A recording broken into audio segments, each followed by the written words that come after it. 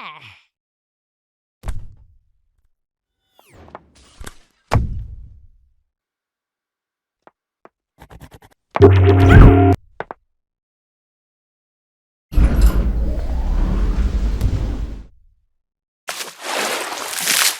this exercise, we're going to go about constructing a walk cycle for a biped. In doing this, we're going to take the things that we've seen so far in terms of forces and animation principles and the basics of body mechanics and bring them all together in an overall animation. Further to that, we're going to take all of this stuff and wrap it around the mechanics of a walk itself, so that we can explore and learn all of the specific little actions that happen during the course of a walk cycle, and of course similar cycles, runs and so on. For this exercise, we're going to use this cartoony fella, and we're going to produce a reasonably cartoonish walk. The reason for that is because what I want to do is to oversell and over-exaggerate many of the actions and motions that happen during a walk cycle, as this helps to illustrate them more clearly. If you were trying to produce a more naturalistic, more realistic walk cycle, then you'd pretty much do the exact same things. The only difference is that the main key poses would be subtler. You wouldn't go for such extremes of motion. You'd want to tone it all down. So we start out with our fella in this nice, just general relaxed pose here. And we're not just going to do a pure cycle, we will work him from a standing start, so as we can look at some of the little actions that want to take place there. So, first thing then, let's get him ready to start moving. What I'm going to do is I'm just going to come out to, say, frame 5 here, which is something you'll see me commonly do, and I'm going to place just a little hold key onto all of his controls there, just so we've got a little bit of opening space if we need to move or dodge anything around. First of all then, to go into his walk, he's going to want to run with a little bit of anticipation, and he's also going to need a leading foot. What we can see is that this foot here, his right foot, is currently sat slightly ahead of his left, so we're going to step first with the left foot. We can see that currently his weight is shoved over ever so slightly onto his left foot here. So as he takes his little anticipatory nudge to get ready to begin moving, we're going to shift him to the right so that his left can lift and move. We're going to do this all straight ahead on linear keys. We're not going to go through a stepped process. That way we can see the motion growing and evolving as we're doing it, and it'll help us to see and visualize the timing whilst we're working. So let's just take a guess, bit of a punt. I'm going to say a 10 frame time here.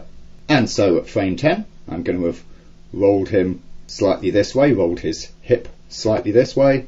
We'll have moved him across a bit onto this leg and back and up a little bit. Obviously we don't want to overextend his leg, so let's be careful of that. We shall want to right his body here, so push his spine up, but also push his spine back, so he's sort of doing a little rear lean.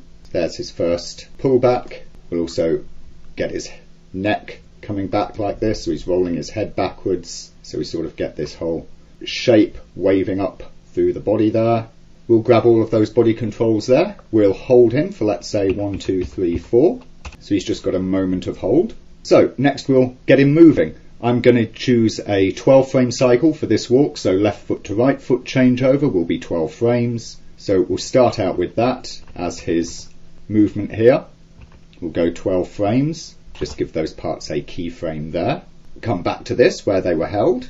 I'll hold the foot there, and of course then out 12 frames on we're going to have a key for the foot. So let's see what we want to be happening then as he's stepped out. First of all, his hip will have rotated this way. The foot that's being lifted and raised, the pelvis tilts up on that side and the pelvis pushes down on the side that remains in contact with the ground. So there's that. We'll tilt him forward at his pelvis because obviously he started moving forwards now, and we'll just grab him and drag him out until that leaving right hand side foot is somewhat raised to a position somewhere like this, let's say.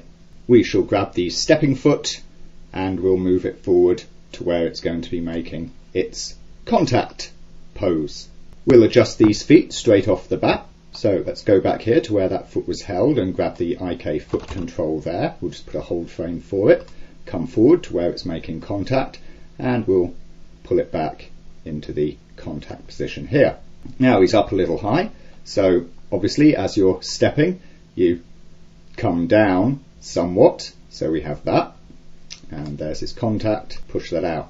Really exaggerated stride that we're doing here, really kind of over the top. Let's also get that reverse foot there, come back to where that was holding, and let's put that up so that's in the leaving pose here, and let's bring that pole item forward. That keeps his knees on the right side.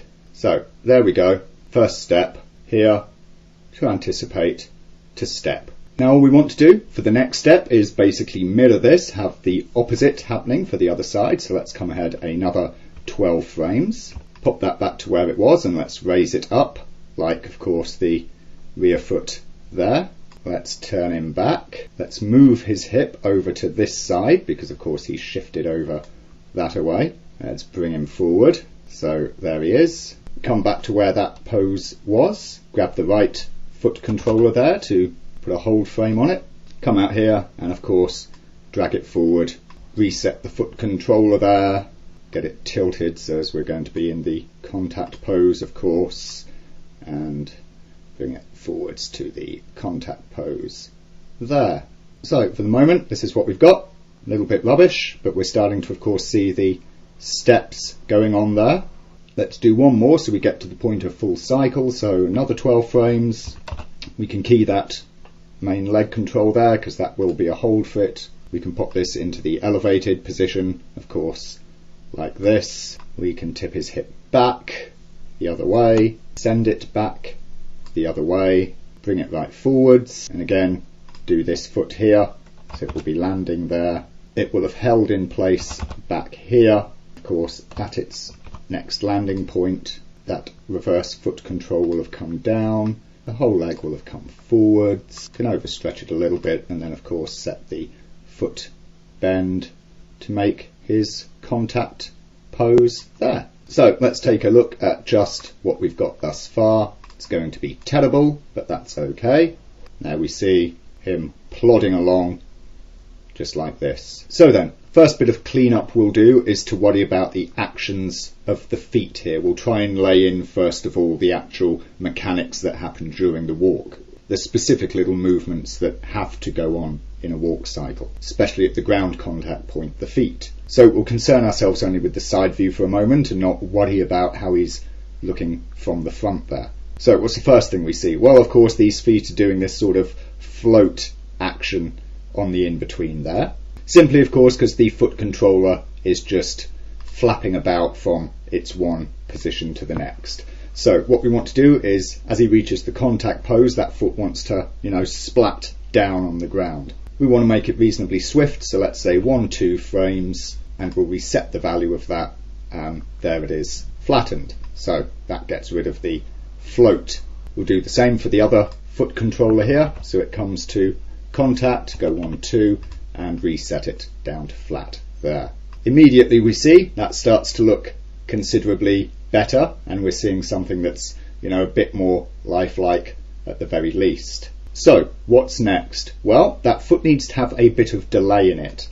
Let's look at this leading foot as our example to begin with. We see of course it comes and it splats down, but then immediately it starts to pivot up and the ankle starts to rise. Now that may be okay, and quite frankly with our cartoony guy here it doesn't look so bad. Generally though, you wouldn't have this. The foot will remain flat on the ground for a short while, and as he passes over it and begins to push forward, that's when the ankle starts to raise. A good point is normally somewhere around the passing position. So I'm going to say here at frame 37, which in this case is a 1, 2, 3, 4 frame hold. We're going to do a reset value again there. And of course we'll come over to the one on the other side and do a 1, 2, 3, 4 hold reset value. If we play that back, there we see of course the foot is staying flat for a moment before it starts to rise. We've got this bit of a delay between the one action completing and the next action starting to move.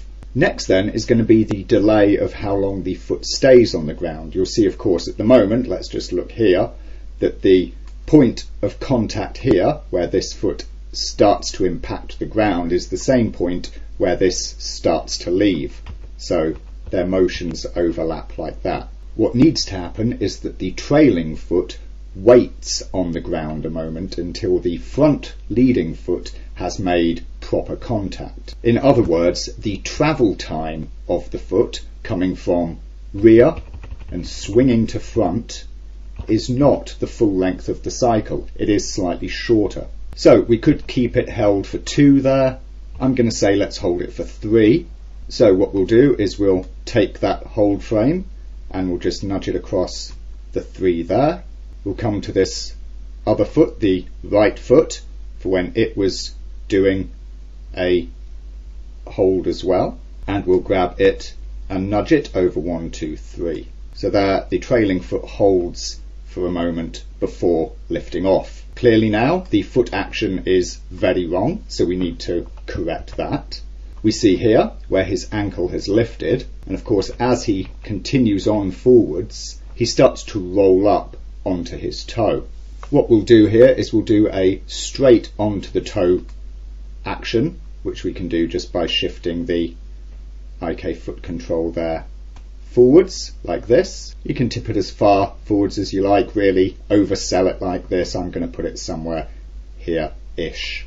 And thus what we see happens is it flaps down, starts to lift, starts to peel off, and then of course comes back forwards again.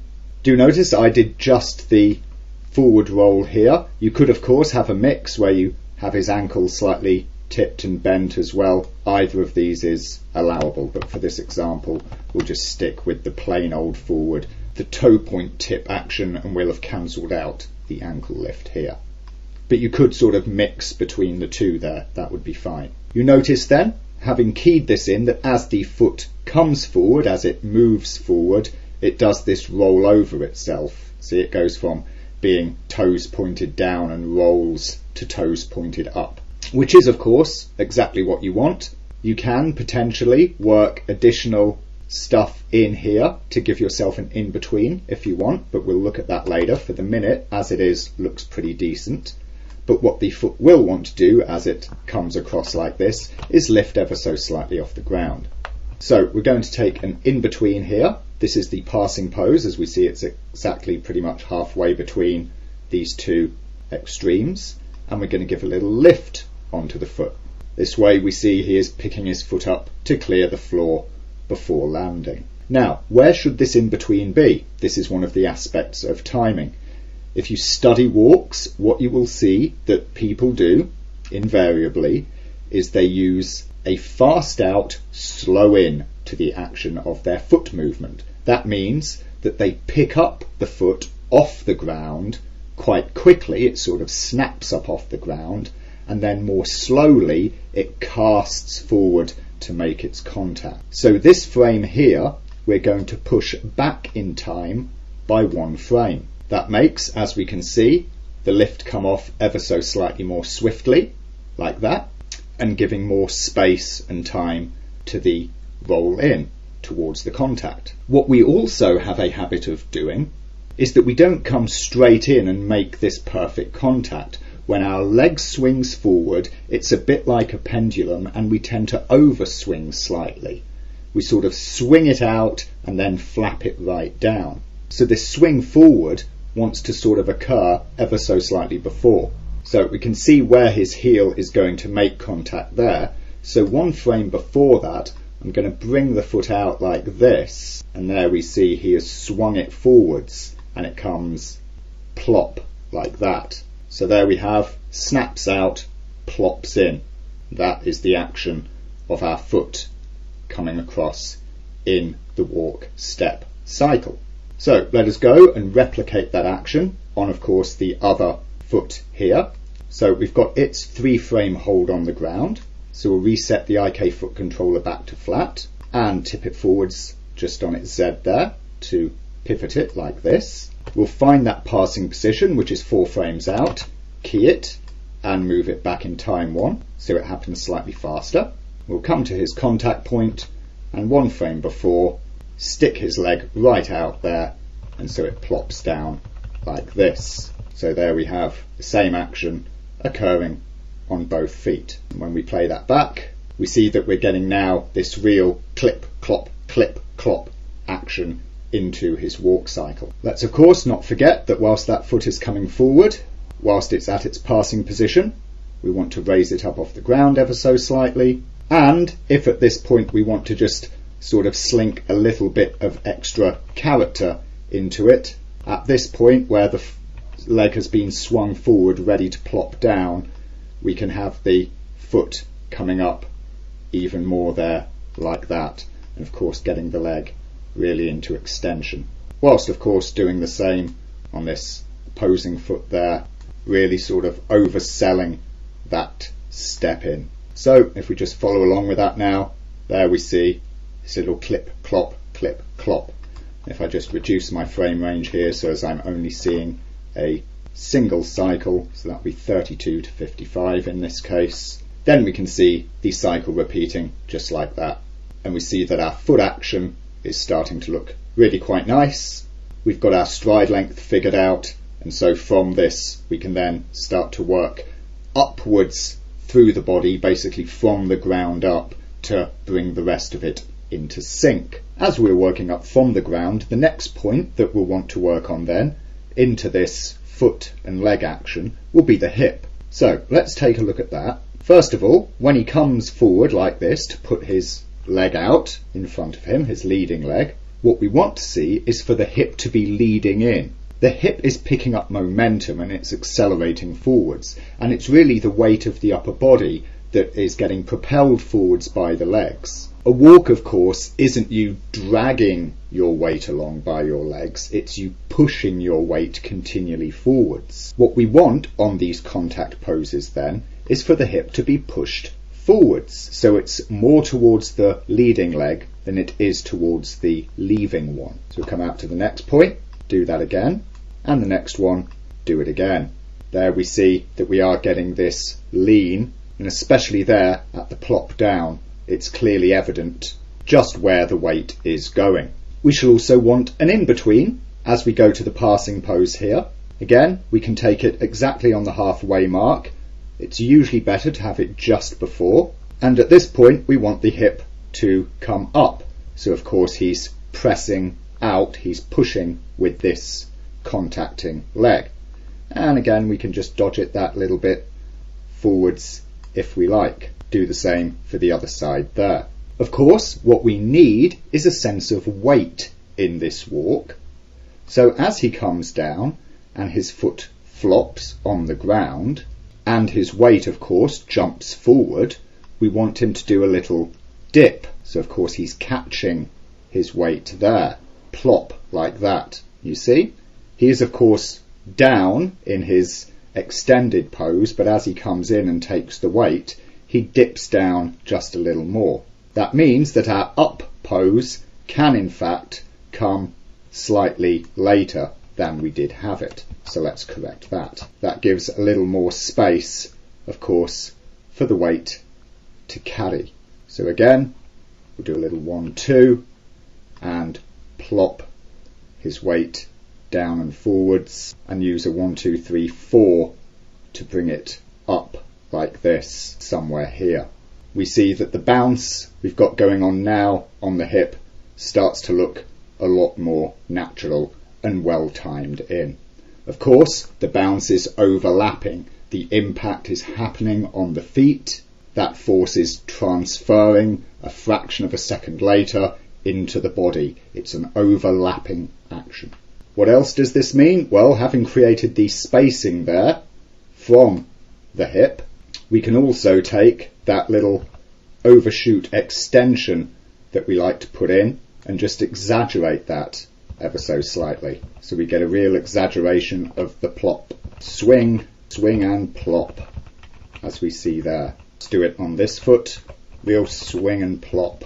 And we see that that gives a real snap to the feet as they come in there to land. Okay, now we have worked on the main bit of the cycle there. We've not paid any real attention to what's going on during his initial lift off, and that at the moment is very floaty and poor. So let's just correct that. We'll go back to his hip here, because of course we dealt with the feet there, but not what the hip does. What he will do is he will, of course, be leading with his upper body. He's using the weight of his upper body to start propelling him and pushing him forwards a bit, and then he will swing his leg out to catch himself from falling. So a few frames there after he started to go, we'll push him right forwards like this. We'll even tip his hip slightly forwards as he's leaning into it, and that gives him more of a push off. And what we also want to do is delay this foot.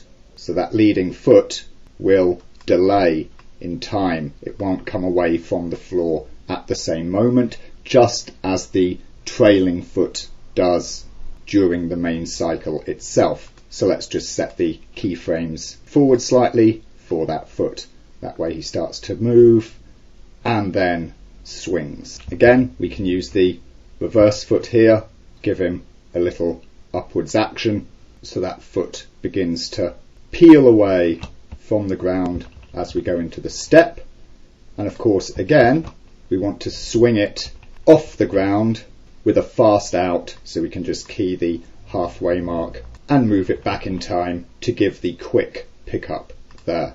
Of course, if we're wanting, we can add a little bit of tip and dip to the foot, and at that point give it some lift off as well, and that gives us that initial stepping action there. What we see that we get, of course, here is this weird slow effect taking place. You see that he appears to hang in space for a moment. He slows down. That, of course, is unrealistic. Why has this happened? Well, of course, it's because we kept the 12 frame spacing. We said we were going to go for a 12 frame time on his walk cycle, and that's fine. But of course, this initial step isn't a full step. It's only really much like a half step, because his body isn't coming from all the way back of the previous step. Consequently, we need to speed all of this up, or rather move all of this animation a bit earlier in time. So let's have a look at doing that. Here's his hip. We want it to scoot forward and of course come to here. Now that was 12 frames, so we're going to shrink that significantly, and we're going to say it down to 8 frames. That of course is the contact point. That's what's going to be coming back by 4. So we'll grab all of the controls here, grab all of those frames that we've got here, and just shift them 1, 2, 3 and 4. We can then go and look for any tidy ups. Obviously this initial lurch forward, is that still playing nicely? Let's see how it looks timing wise when we play it back, and it seems to be pretty good. It's maybe a little fast now, and this foot is coming in perhaps a little overly swiftly as well. That reverse foot control might need to come back a frame.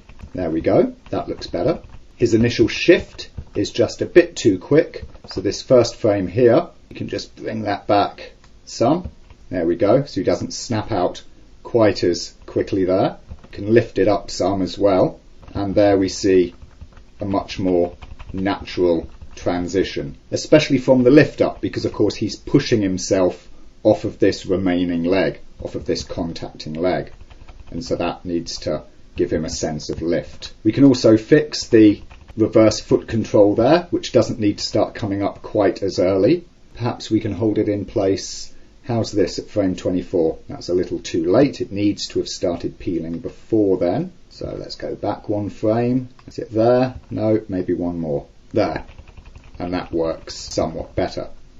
Also, because this is his first step forward, we can take the main IK foot there. Of course, we'll grab the IK foot control, and we can just move that back in time 1 frame so it lifts off that little bit sooner, whilst of course also taking the passing frame for it and moving that a little bit sooner, so he still has that fast out, slow in action. Let's see that playing back. There we go, we see it's looking better. That spring is more convincing as he comes off his rest. The only thing I think is that perhaps this foot delays a bit long, and only 4 frames to come forward there is perhaps just a little overly fast. So what we'll do is we'll allow this foot to leave the ground at this point here, and also allow it to contact just one frame later. So create an extra 2 frames of spacing on that foot there, whilst of course being sure to give it a lift off the ground as it comes forward to stop it snapping out.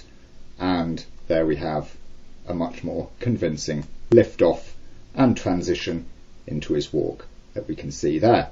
There we go. Off he goes, scoots right forward, and he's away. Let's switch to our front view then, and what we can see is that from this perspective he doesn't appear quite as good as he did from the side at this point in time. So let's begin cleaning up and making good some of the stuff here. First of all then, the spacing of the feet. Obviously he starts in this pose, this relaxed pose, with the feet spaced apart. When walking, you generally tend to bring your feet a little closer together. It varies from character to character, of course. You can go for some very wide spaced plod, plod, plod, perhaps on bigger, heavier, more macho-like characters. And of course bring the feet in very tight on much flittier, skippier, more dainty characters. Given he's a skinny-ish little fella, his feet really do look a bit wide-spaced. He seems to be sort of clodding along here. So let's fix that. Easiest way is we'll bring up our graph here. We'll grab the X position channel, which we have there, and let's see when we want to bring it in. Obviously it needs to stay where it is. That would be until this point. So the frames after there in X can be deleted, and we'll come out to his contact point, which is here, and that's the point at which we'll just bring the X channel in slightly for that foot. There we go. We will of course do the same then for the other. Get hold of its X channel. We see that it's holding in place until there, frame 29. So delete the frames that come after in X and come out to its contact position, or almost contact position, and let's just bring it over ever so slightly here as well. We can see that tightening up that X spacing makes it instantly look a little bit better.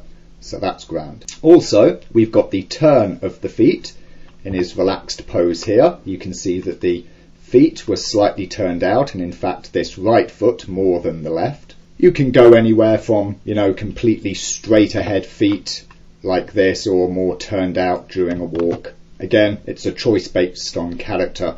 Often you'll turn the feet out ever so slightly, but perhaps not this much. The other foot amount of turnout is, I think, pretty good, and we'll leave that in, but this one, again, we'll rectify. So let's come over to the heading channel. We see frame 29 was where it is sticking on the ground, so we'll delete those after that, and once again come out to its contact point here, at which point we'll turn that foot back to a slightly more natural angle like this. And there we go. Those steps look a little bit better, so that's good. Right, so how about the action on the hip then from the front position, which is one of our main problems that we're seeing here? Well, you've got the swing, of course. The hip tips and rolls side to side as you walk. That's grand. It also moves side to side as you walk. Now, remember, of course, when we had him stepping in, he comes into contact and then he splots down and his weight drops, so we drop the hip ever so slightly there. That's the point at which it wants to hit the sideways maneuver. So let's come to the graph for the hip. Let's grab the X channel there and let's look at where we can start scrubbing stuff out.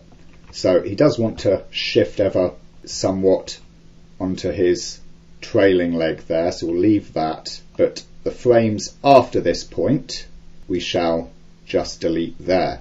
So when he's coming in and just about to make contact, as he does here, at this point we want him roughly central, maybe still a little bit over to his right side there, not a huge amount, but then as he makes the plop onto his left foot and his weight comes down, that's when his weight also shifts to this side like this.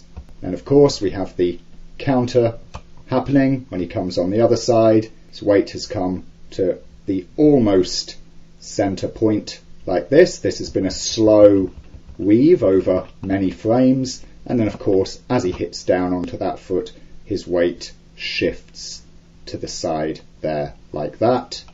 And we have of course once again just here, he's almost central, and as we would go into the next step, which we haven't keyed yet, again he would plop back over. So you can readily see this shape forming in the graph editor here. You have this quick shift from one side to the next, slowly approaching the center line, quick shift to the next, to the opposing side, slow back towards the center line, and of course this shape would repeat. So if we play it back, there we go, we can see the little plop from side to side occurring there.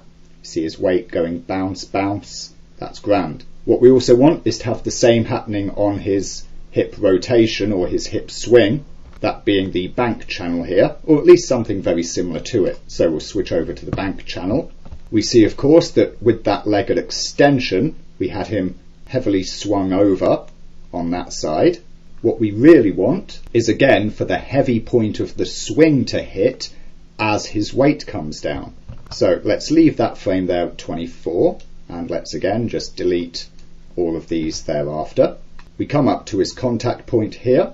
We key him into a reasonably upright position there, so the bank close to 0, and as his weight flaps down, we push his hip up on that side. This is the way that the hip tips. It doesn't tip that away, it's not his whole body rolling down, it's his pelvis catching the weight. So you see, as you come down onto a foot, plink, you go like that.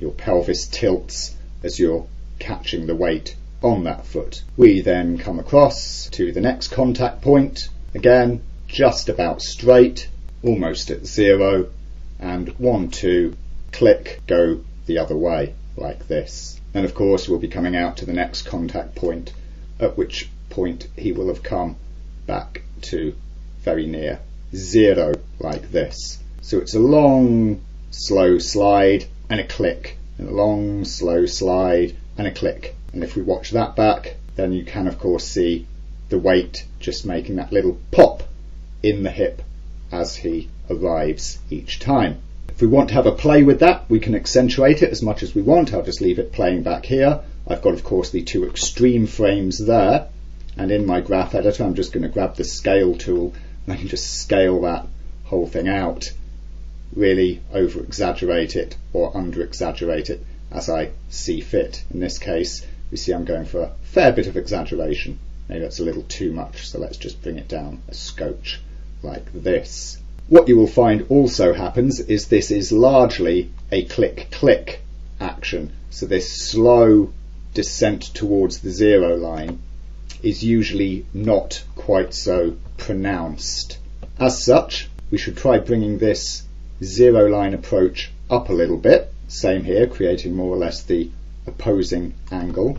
And at this in between here, we can again add a little bit of cell so that he holds that a little longer. You've got this very slow whoop, yep, drops down onto one side and very slowly eases out before whoop, dropping down onto the other side. So let's bring that in here as well, and there we go. We see a much more accentuated swing going on in the hips there as he's walking along, both from side to side and in the bank rotation.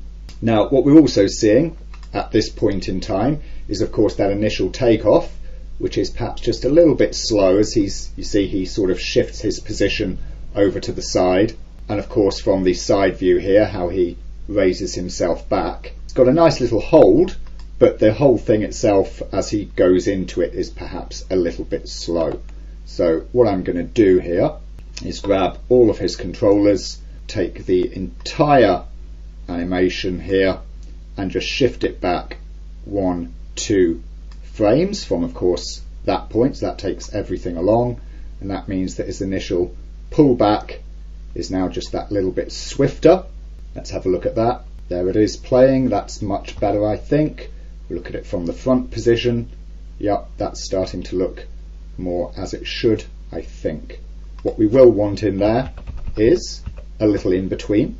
An easy way to do this is, let's say, grab it 1, 2, 3 frames there before it finally arrives. Let's set a keyframe on the hip and let's pull it back by 1 frame. So of course that means he starts to move that little bit quicker and just starts to slow down into his hold there. Let's give that a playback, see how that's looking. That's a bit better. What would it be like if we were to slink it back even 1 frame further? I think that works out pretty well. So there we go. That's looking quite nice. And what we're also going to do is have a look at the rotation of it, the bank rotation, and we will bring it down just ever so slightly so he's starting to lead with the rotation of his hip there. He's starting to really swing that before he gets into a full over position. So again, bit of overlap. We can perhaps try looking at it the other way. Push it up here. So you're sort of getting an underlap, if you will. The overlap is working from the other side. No, it definitely works better down here. There we go.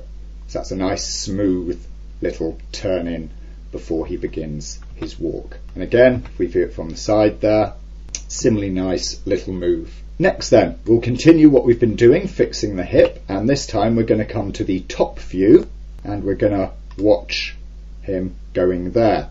One of the things that you do, you don't of course just shift your hip side to side and you don't just swing it side to side, you also swing it forwards and backwards. And for that we want the heading channel of the hip. So what we'll do is we'll begin with his little roll in and we're going to see that the hold is there at 5. So we'll delete all of the heading frames after that point, come out here to where he's fully back and we'll just swing him that way ever so slightly. Of course he's getting ready to push forward with this foot, so he's swinging his hip back on that side in anticipation of what he's going to be doing. We'll keep that heading held at this point here, and there as he reaches forward with his leading leg, we turn the hip forwards on that side of course to give reach to the leg, and then this is a reasonably smooth action that doesn't need much in-betweening. As we come out to the next contact point here for the opposing leg, we simply swing it back in the other direction like this. Perhaps that's a little far. You want it roughly to be symmetrical.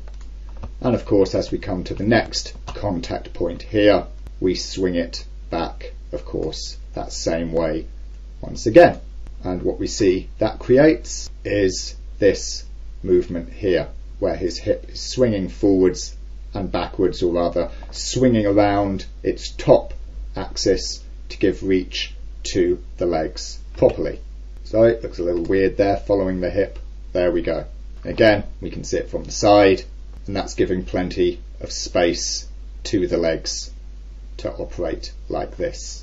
We see that because of that extra space that we've created, of course the extremes of expansion on our legs in the extreme reach positions aren't as great anymore, and this helps to inform us about how it is that we should go about constructing a walk cycle when you're trying to of course get the stride length correct. What we have done here is to start with the feet and then to work back up to the hip, but by doing that we've sort of wound up in a situation where not all of our feet positions are quite correct. They're a little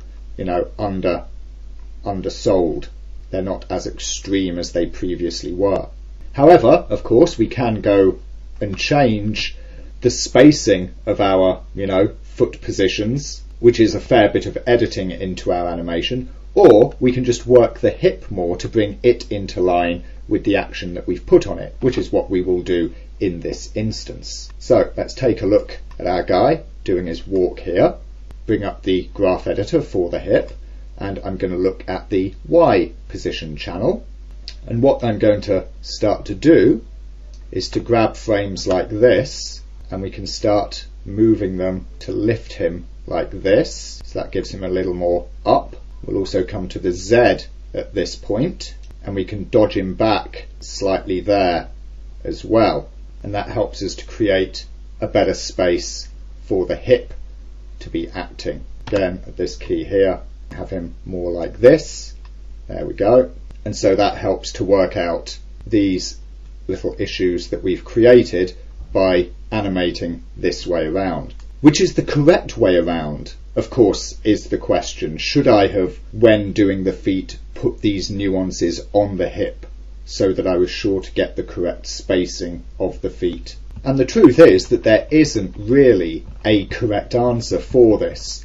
Ideally, what you would do, of course, is to work the entire pose at every point. So you would do the extreme and contact, passing position, and you wouldn't be working on just the feet or just the hip and then just the body. You would work on the entirety of the character in a single go. You will see in later videos that when we are keying characters in actions, often this is what we'll do. We'll work on an entire pose. So when we have the contact pose, the passing pose, we won't just work on a single piece and then move on to the next piece. We will work on the entire character. However, as an exercise in beginning and making sure that you've got all of the correct actions taking place, then it can indeed be beneficial to work the way that we are working here. Of course, one of the things we're trying to illustrate in this video is the necessary mechanics that go on during a walk cycle. So, with those little details fixed, let's see how he's looking there, and I think he's looking pretty grand. Obviously, the upper body, bit of a mess, but we haven't keyed anything for that yet, and so that's the next thing that we will do, is work on keying that in. And this is one place where you can do a separation if you want. You can do a full keying pass of hips and feet, make sure that that's all nicely timed in, and then work the body afterwards if you're wanting to make sure that you've got the basic pace and the timing and the tick-tock of the motion down, and rapidly get into having all of that sorted without having to work through keying the entire character at once. And what we will see, of course, is that there's a fair bit of overlap in the body. So having it keyed in a separate pass, as it were, is also not that big a deal for us. We will work on the spine then in all three axes here. So let's run into it from the start. We've got this little adjustment that was there for his anticipatory move. That's fine. Let's not worry about that. Otherwise, we're going to look initially at the points of contact. So we've got our first one here. So what we want to have is obviously the spine brought more or less in counter to the swing of the body there, or keeping it more or less straight-ish. We also want to turn it against the action of the hips. Of course, the hips and shoulders oppose one another, so when the hips are coming round to point forwards on the left side leg there, then the spine points forwards at the right shoulder. We'll come out to the next contact point. Again, we see that we're still broadly upright because, of course, at that point the bank on the hips is virtually level, and we'll twist him back the other way like this. So again, the shoulders are still in opposition, and of course, once again, we come out to the next contact point, still broadly level, and the shoulders, of course, once again opposing the hips there.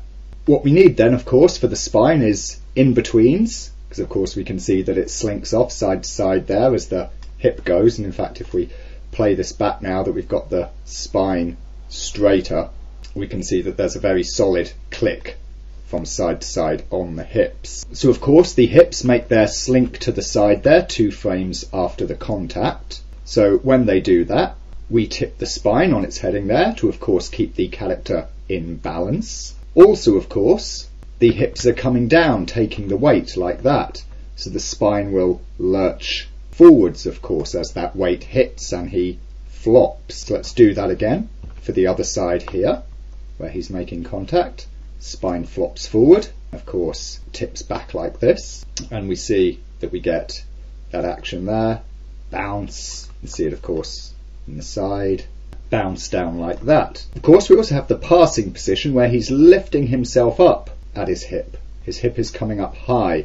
Let's remember where the high point was for that. It's right here, we see. And so, of course, what should the spine do? Well, it wants to go with that. He's lifting and pushing himself up as he pushes himself forward off of this rear leg. What we are essentially doing here, of course, with the spine flopping down, then pushing up, is that this is a squash and stretch maneuver. in essence. So again, we come to the high point and the spine is up. So let's see that in playback so we can see it all working there. And we see that we've got the bob going on, it's all okay. We can see that we've got the side to side popping action taking place there. And of course the shoulders turning side to side in countenance to the hips. Now what we can start to notice perhaps at this point is that the click that happens on the hip there that we have going on, the push on the X as well as the tip on the bank, that's only a very short 2-frame nudge. And as we're watching it back we see that it's very sharp. The little click happens really quite harshly. It's very poppy. The timing itself of 2 frames isn't specifically bad, so to speak. However, because we are exaggerating that move quite a bit in this character, it makes it very fast, very snappy, and that's possibly too much. So let's take the graph for the hip controller here, the root controller. Let's get its X and its bank, and where that occurs, that little 2-frame pop, let's just nudge it over one to make it a 3-frame. And let's also take that little sort of semi-hold afterwards and nudge that over by 1 frame as well. And let's do the same here, of course, for the action occurring on the opposing side.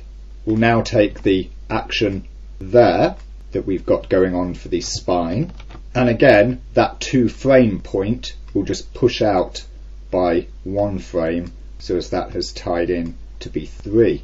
Now when we see it playing back, we see it's a lot smoother and cleaner, and it's not as snappy as it was previously.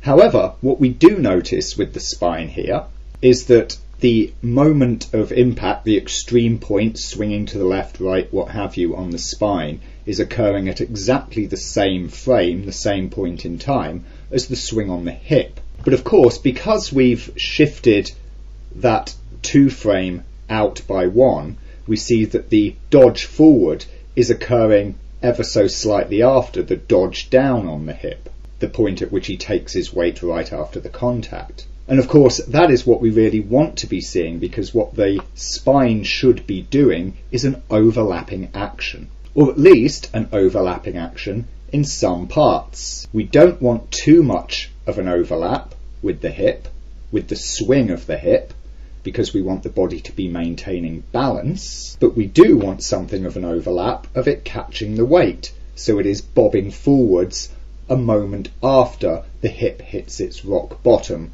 from the impact. Consequently, by restructuring the keys like this, making that little 2 burst on the hip swing into a 3, and keeping the spine in time with that, but keeping the up-down pop of the hip on a 2, whilst letting the front whip pop of the spine hit the 3, then we are creating overlapping action.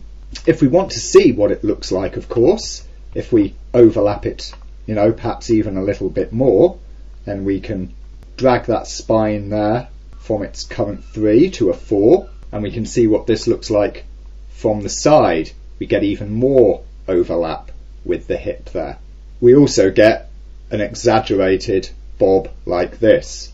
Notice of course that because we didn't then adjust the up for the pitch of the spine, that is now out of time, and of course because that is occurring at the point when the hip goes up, just like the down, it needs to overlap as well. So let us take that frame and move it 1, 2 further out, so that way he slinks forward with an overlap and he rises up with an overlap.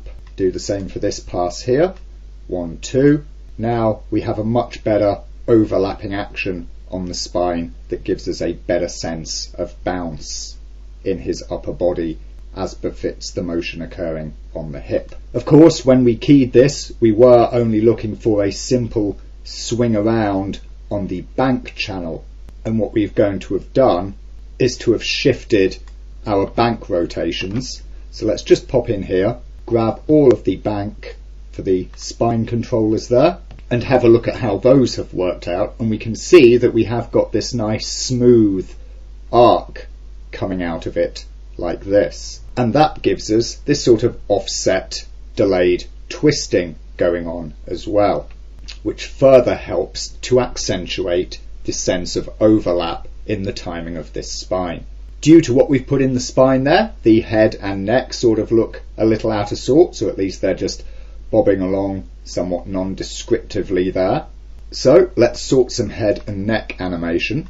And what we can do for this is create a partial underlap with the spine. So whilst the spine overlaps and lags slightly behind the action and the forces coming from the hip, we'll have the head work backwards in time a little bit, because of course he's trying specifically to keep his head up and on the level as he's moving around. So as he comes into his first contact here, let's keep the head and the neck up like this. The full spine forwards, of course, is at 4. So what we'll do is at 3 is to take the neck, push it forward, so that of course is bringing the head forwards, but we'll actually tilt the head itself up like this. So we get that action. He's still keeping his head up, looking forwards intentionally, but his neck is taking some of the whip action that's going on. His hip is of course tilting down to one side. His spine is tilting off to the other side, countering that. We'll make the neck tip along with the spine, but again slightly before the full extent tip of the spine, and the head will lap back the other way like this, and we'll turn the bank of both to keep his head pointing pretty much forwards. That gives us an action that does this. We'll make things easy by copying these over to the opposing side. You see what we're getting here? Of course, that's the point for the head and neck there, and it's one frame after the hip has started to lift back up. It's one frame after the down point of the hip. But because it's also one frame before the down point for the spine, we sort of get this compression effect in his entire upper body through the spine into the head and neck. We're getting this double layered overlapping of the actions. So what I'm going to do is I'm just going to use the toolbox here and quickly copy that pose for the head and neck, come out to the point in time where we're going to want it for the other side. So the hip goes 1, 2 down, and there it begins to come up. I'm going to mirror and paste that pose, mirroring just the heading and bank there, and we'll tweak that bank just so as he is exactly pointing forwards, and then we'll get of course that previous 3 frames before pose, copy that, come to there, and of course 1, 2, 3 frames before it, have that mirror pasted in as well in just the same way there. Again, twisting it so as he is looking forwards. We can then start to work on the in-between. So at the point where the hip comes fully up, that's here. That's where the hip hits its high. Let's just double check. Yep, that is there. We'll come 1 frame after that, roll the neck backwards and pitch the head forwards. So he does that lap and lead with the head there. In fact, that whole thing can possibly come in 1 frame earlier. And that gives him a real sense of leading with his head. We'll again straighten it out on the bank there, and we'll also start to roll the heading for just the head item. We see that that's 1, 2, 3, 4 after our down there. So once again, I'll just do a copy. 1, 2, 3, 4, mirror paste it in exactly the same fashion as before. Now, when we play it back, we see that we're getting this nice little bounce and dodge on the head there. We of course just need to do a little copy pose here, which I forgot to go back of course to tie in with the contact point there. There we go. So that gives us a proper cycling. Again, there's our little bounce action taking place on the head.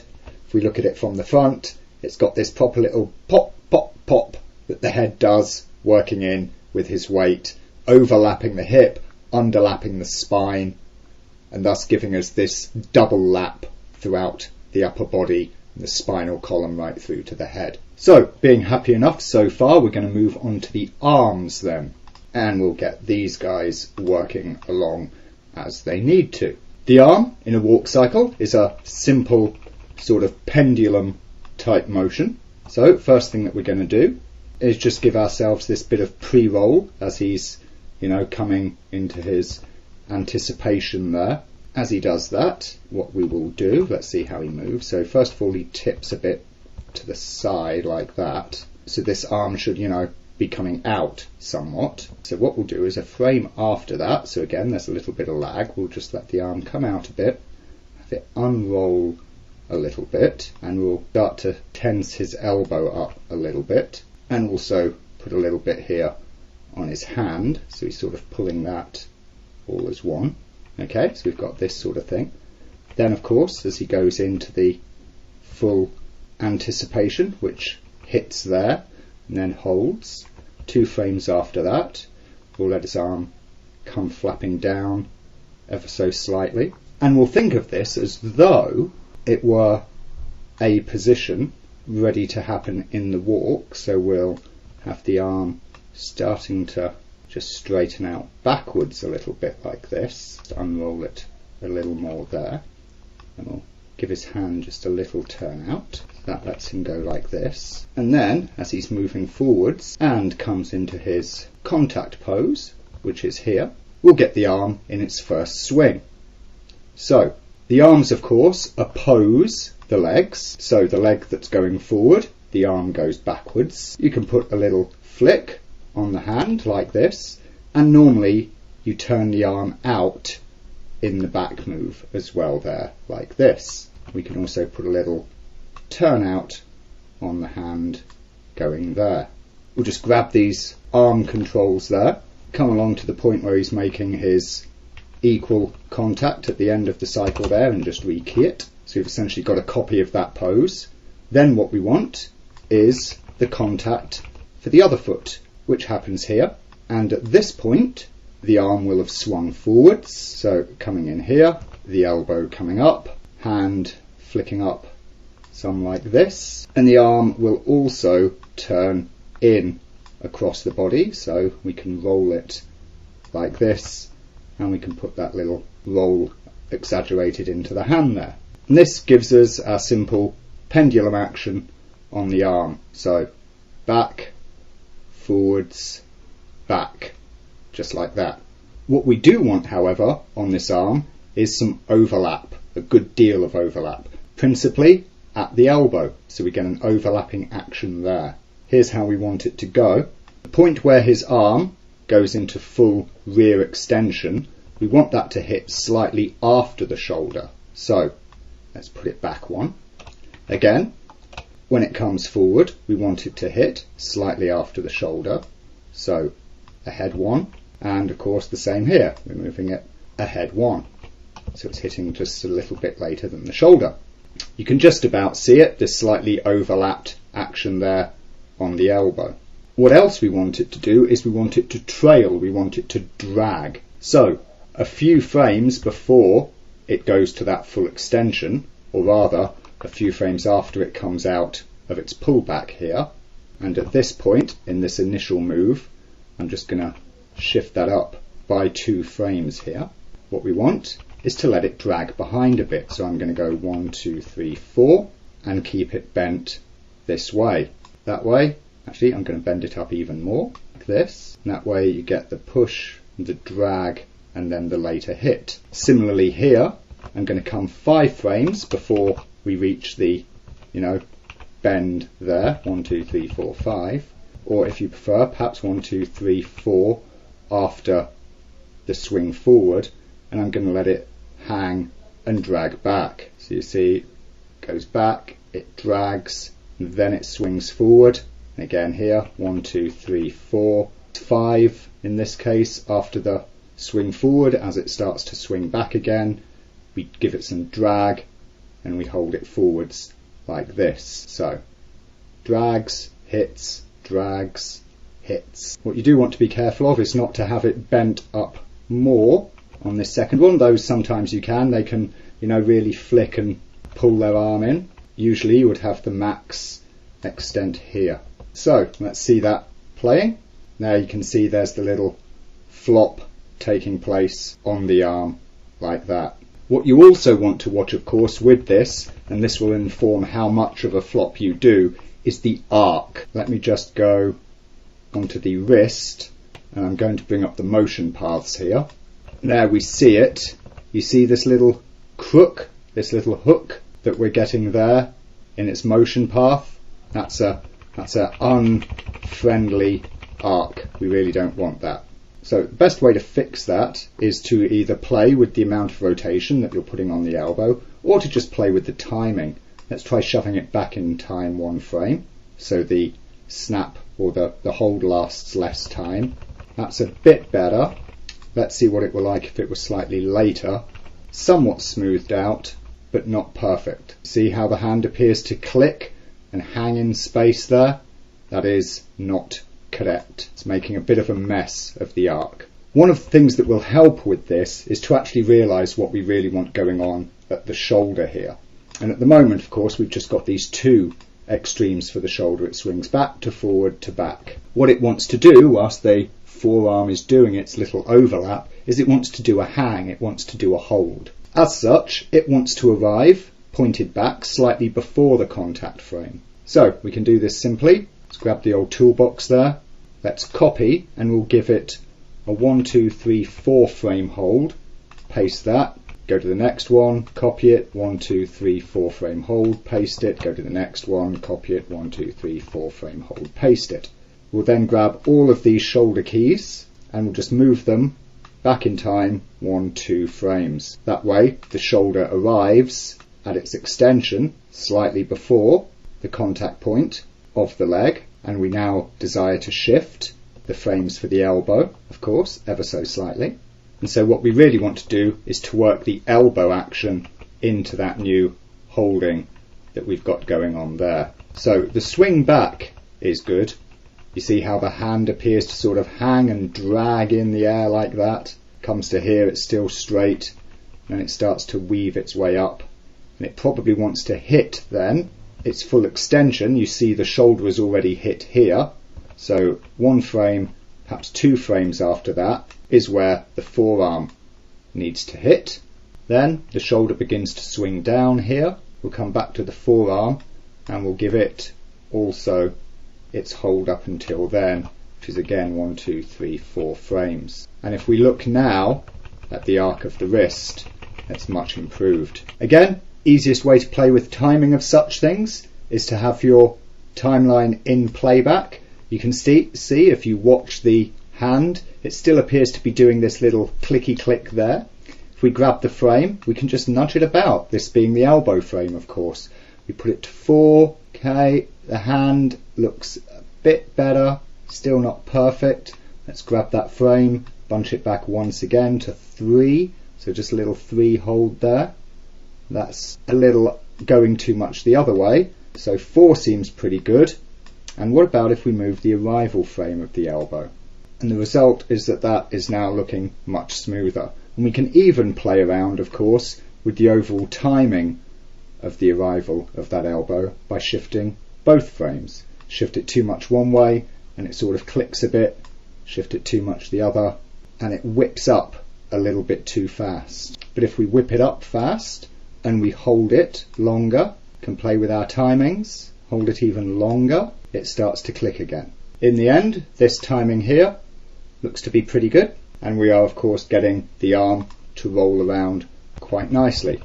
We can also look at how the shoulder is moving on its heading, giving it a tween there if necessary. On this character we don't need to, but on some you will find that you will need to create a in-between on the heading for the shoulder, just to pull it out away from the body to stop it penetrating the side of the body or to stop the hand colliding with the hip and leg geometry. So having that worked in, let's work on the actual wrist itself. So there's the wrist.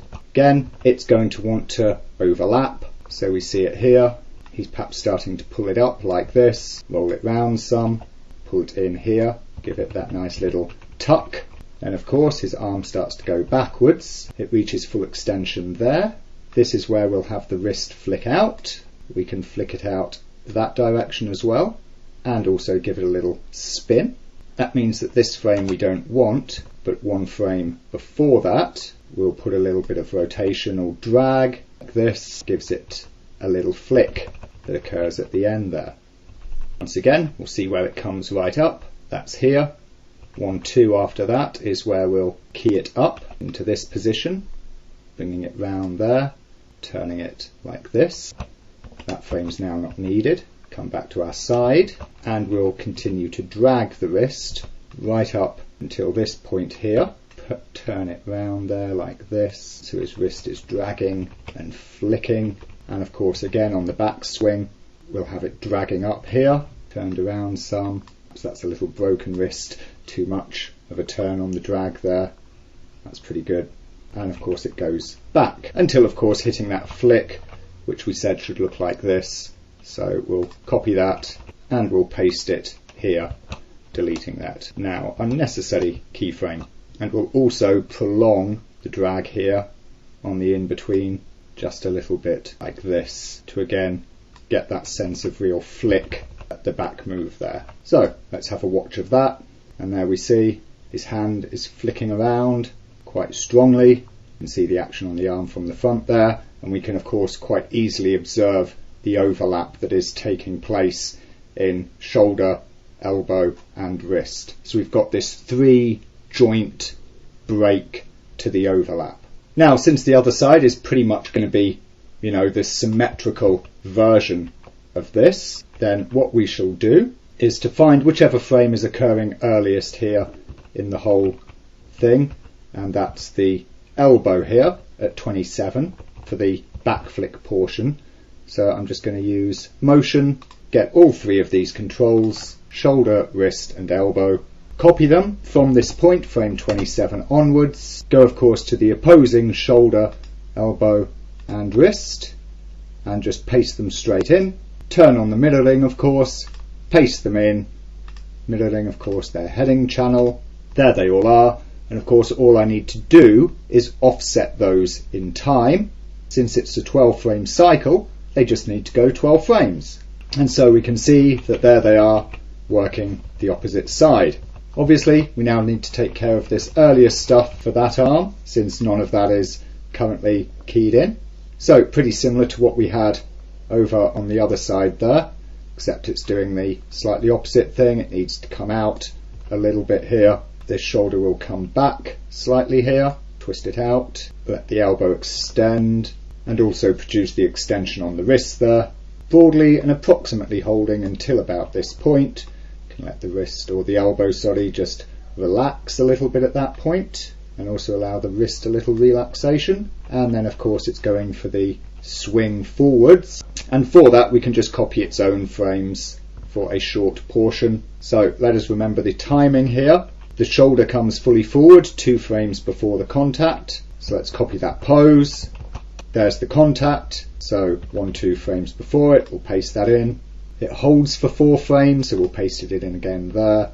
And then of course the back swing that we've got here from where we copied the motion, you can just copy that pose and 1, 2, 3, 4 earlier, paste it in. Come to the elbow, it hits its inward swing here, 1 frame after the shoulder, so copy that, come to the shoulder, to the elbow, paste that in.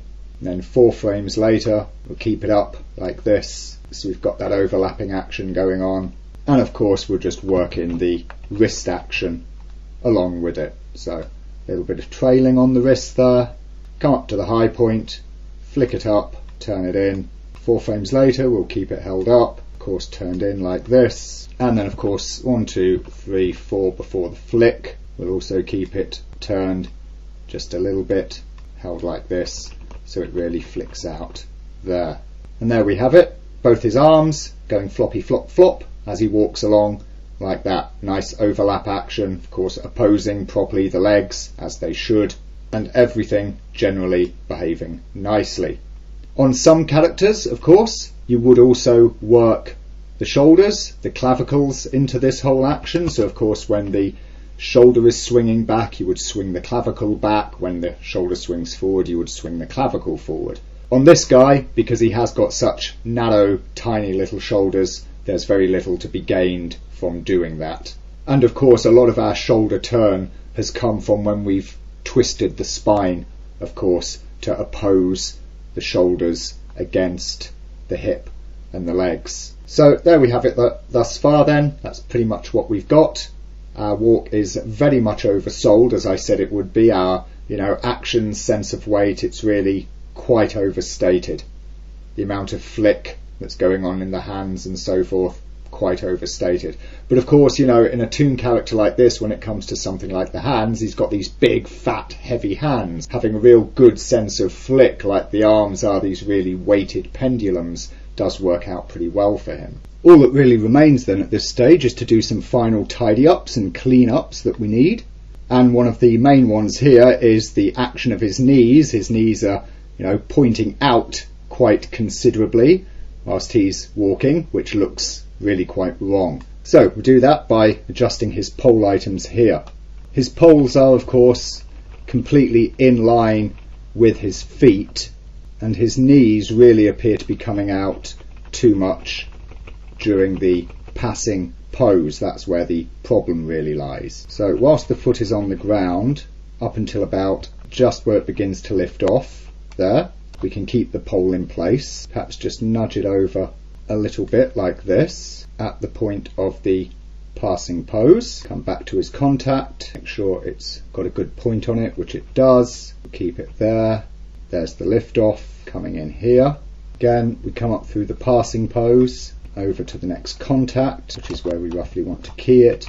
Let's go back to that passing pose point and bring it in like this. So there we have his left side knee there is looking far better behaved. Let's take care of the right hand side. He's really coming off on his right foot somewhere there. Let's go across, find his contact, which is here, and we want the pole to be somewhat in here. Let's go further out into his passing pose. Well, hey, pole is way out. Let's bring that knee in, much better, and again holding just there.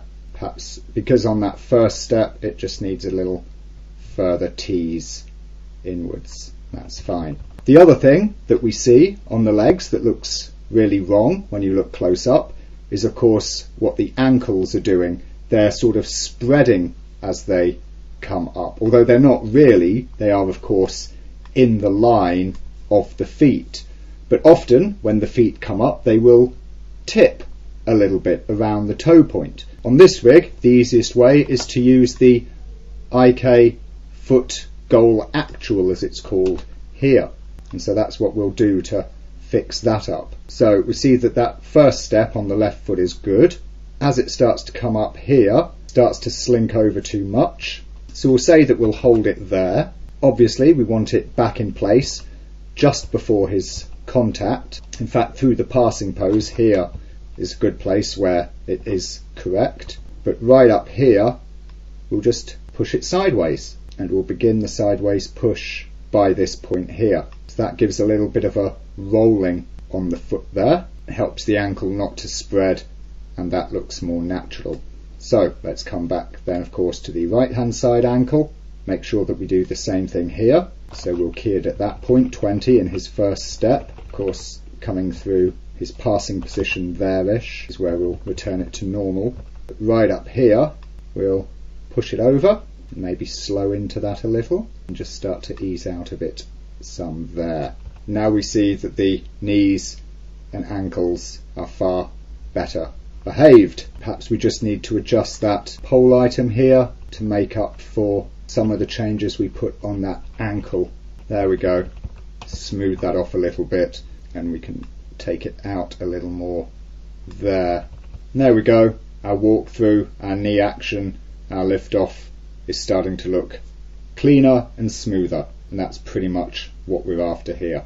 The other small adjustment I'm going to make is a little speed up on the rate at which his foot flaps down.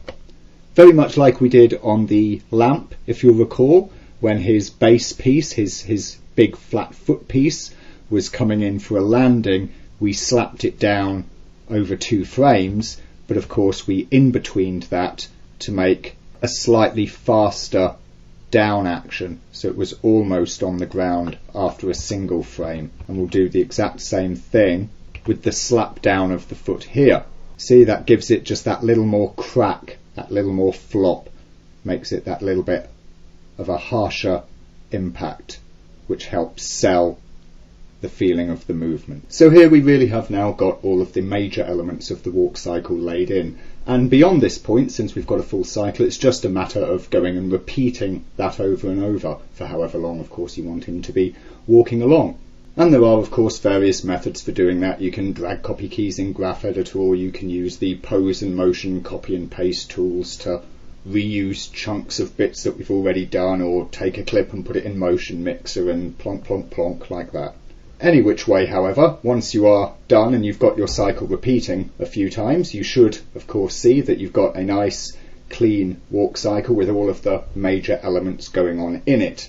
And that, of course, is the main point of this whole exercise here, getting a cycle which hits all of the key little bits of moves, the little key pieces of mechanics that really play into how a character moves his body around and works his body mechanics to drive himself forward during a walk cycle. The final thing for us to look at then here is going to be to, smooth this out by going into curves. Obviously, everything's still linear at the moment, and because of the way that we've keyed and tweened everything, the linear pass is really good and detailed, and it's got all of our, overlap and little clicks of follow through and everything else going on in there. So of course, working from this point into spline will only make things, that bit smoother still. So with the old animation toolbox in hand, I'm just going to grab all of his controllers, TCB selected, I'll come along and set curve so everything becomes TCB spline.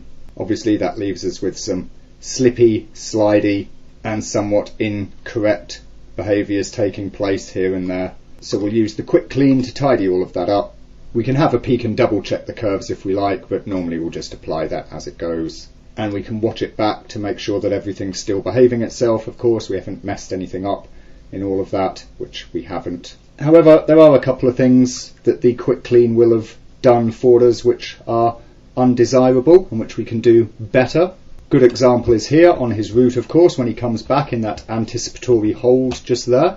Because it was a flat hold, then the quick clean will have flattened that out. So I'm going to go into the graph editor here and let's find all of that stuff there. So those are the keys there that represent the hold. Have them for the Z, heading and the bank there. Heading is held fully flat, so we'll just tweeze that down, not to complete flat, obviously. And we'll also grab the Z and the bank channels there and we'll tease them out of one so they've got a little bit of slip on them. And then we'll just look down some of our major curves. The hip is a good one to look at. You'll see, of course, we've got certain ones where we get a little doubling there, so we can tighten those up. These extremes right at the top here, where he, of course, is hitting his absolute hip swing, those are always good to give a little tweak to, so we can just tighten those as well. That gives him just a little bit of overshoot and follow through, but not too much. Some of these in-between keys that just got created whilst we were working are pretty much now unneeded and totally extraneous, so we can just get rid of those entirely. I'm going to get rid of the lower sets here. Then to work out this little kink that we're getting, I can just take those keys along here and I'll just tighten those slightly, something like that. Do the same along that row at the bottom there. And then these midway keys I can get a bit of tightening to as well, just to smooth that out nicely there. The heading was a very simple tick-tock, nothing major going on there to worry about. Y position, of course, here looks like we've got these two little extra keys, but remember that's his little drop down when he hits his contact position. We can also take a look here at his foot goals. The main ones that we're looking at, of course, are going to be the Y channel, since they're largely just doing movement.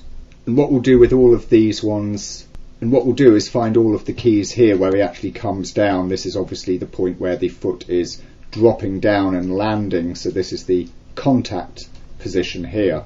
And so we're going to select those and we're going to send them all to a value of -1, so as that will mean that the curve comes in really hard and sharp, so he makes a hard contact. Obviously that messes up the hold, so we can just select all of these at the end of the hold, where of course the foot is then going to be lifting up again. And we can change their incoming curves just to be plain linear like this, and that maintains our hold.